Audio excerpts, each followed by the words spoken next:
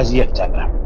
حالا بیایم ببینیم که طرفداران جناب شیخ و موحدین ما چقدر مؤدبانه و محترمانه با شما صحبت کردن و هیچ گونه کلیپی هم بر علیه شما بگم خوشبختانه ساخته نشد. شما را کسی تکفیر نکرد. از طرفداران شیخ نمیدن کلیپ سازی بکنند و متاسفانه بیاند و مثلا بر علیه شما اونچنان که جبهه گیری طرفداران شما کردن بر علیه شیخ ما جبهه گیری بکنند. این کار انجام ندادن. میدونید چرا؟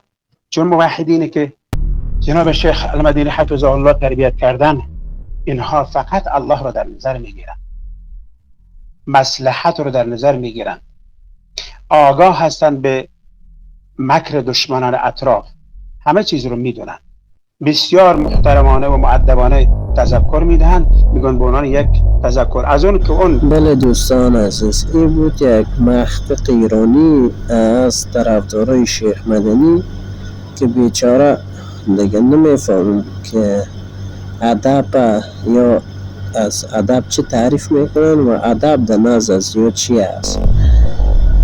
یعنی فاش دادن و بی‌ناموس گفتن شاگردای مدنی را یا ادب نشمارن.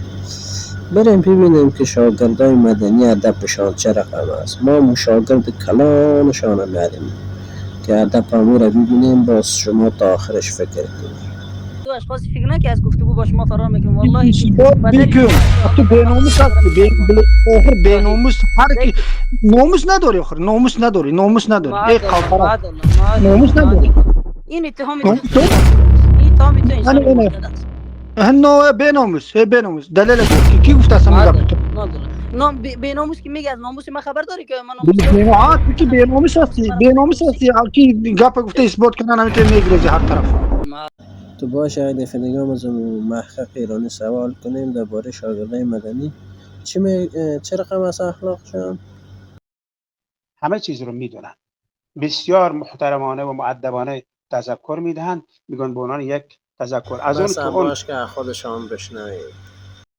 معذالله یک سخن یک کس بگه اثبات کردن تو بیناموس است یا دلیل بیناموس نباشی دلیل بیار.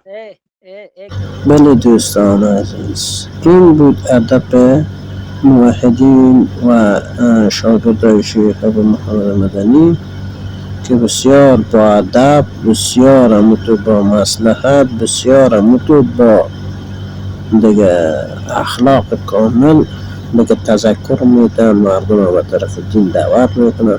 البته بی‌ناموس گفتن هم در نزد یا علم است، از جمله توحید است. معاذ من ذلک بی‌ناموس با کسی گفته میشه که سر خوار مادر خود پول بگیره. معاذ ما چقدر مؤدبانه و محترمانه با شما صحبت کردیم. دیدیم ماشاءالله بسیار با ادب، با متو، با اخلاق. بعض دیگه تعریف نکن که باز عاشقشان میشه.